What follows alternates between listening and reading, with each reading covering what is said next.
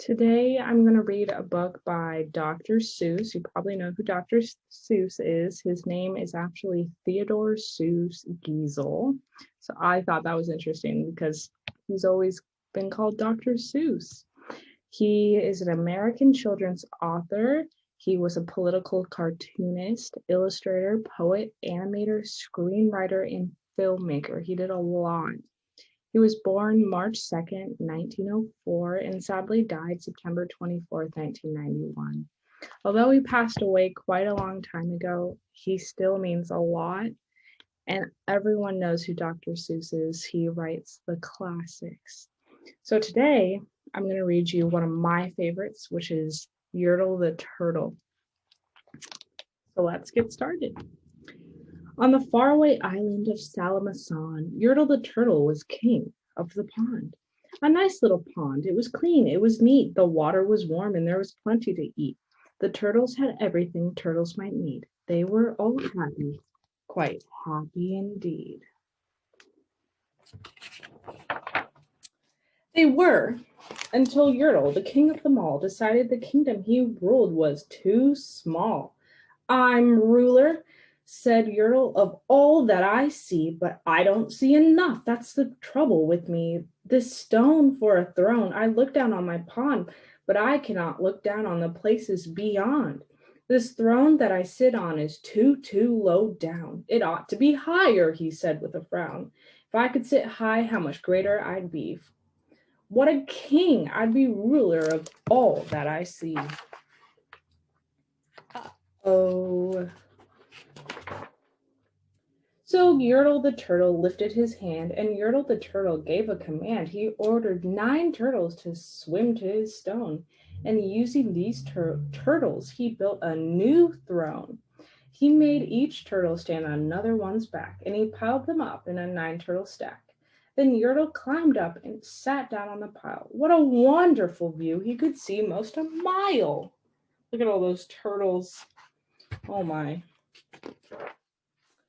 Oh, mine, Yertle cried.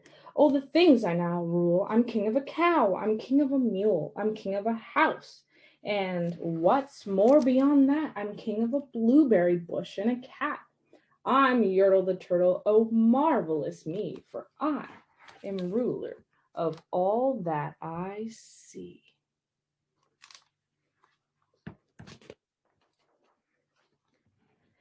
And all through that morning, he sat there up high, saying over and over, a great king am I, until long about noon when he heard a faint sigh. What's that? Snapped the king, and he looked down the stack, and he saw at the bottom a turtle named Mac, just part of his throne, and this plain little turtle looked up and he said, I beg your pardon, King Turtle.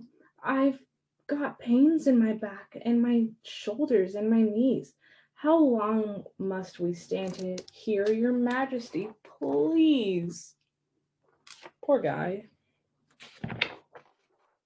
Silence, the king of the turtles barked back. I'm king, and you're only a turtle named Mac. You stay in your place while I sit here and rule. I'm king of a cow, and I'm king of a mule. I'm king of a house, and a bush, and a cat. But that isn't all. I'll do better than that. My throne shall be higher, his royal voice thundered. So pile up more turtles. I want about 200.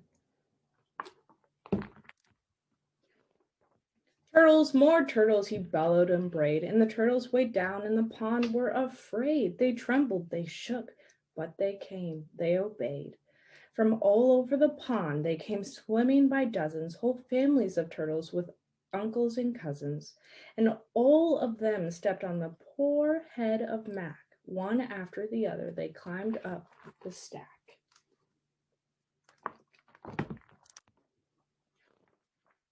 Then Yertle the Turtle was perched up so high he could see 40 miles from his throne in the sky.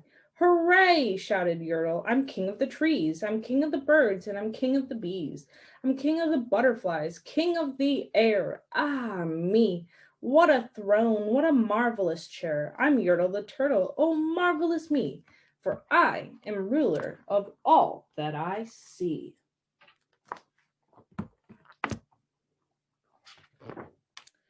Then again, from below, in the great heavy stack, came a groan from that plain little turtle named Mac. Your Majesty, please. I don't like to complain, but down here below, we're feeling great pain.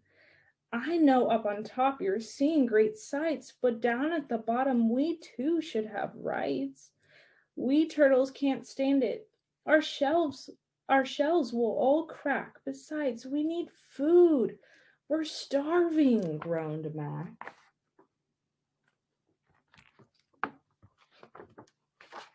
You hush up your mouth, howled the mighty King Yertle.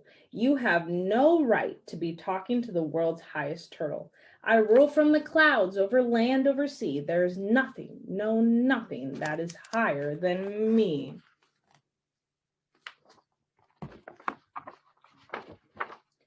But while he was shouting, he saw with surprise that the moon of the evening was starting to rise up over his head in the darkening sky. What's that? Snorted Yertle. Say, what is that thing that dares to be higher than Yertle the king? I shall not allow it. I'll go higher still. I'll build my throne higher. I can and I will. I'll call some more turtles. I'll stack 'em to heaven. I'll need about 5,607. That's a lot of turtles. But as Yertle the Turtle King lifted his hand and started to order and give the command, that plain little turtle below in the stack, that plain little turtle whose name was just Mac, decided he'd had enough. And he had. And that plain little lad got a little bit mad, and that plain little Mac did a little plain thing. He burped, and his burp shook the throne of the king. Oh my goodness. What's going to happen? And Yertle the Turtle, the king of the trees, the king of the air and the birds and the bees, the king of a house and a cow and a mule. Well, that was the end of the Turtle King's rule.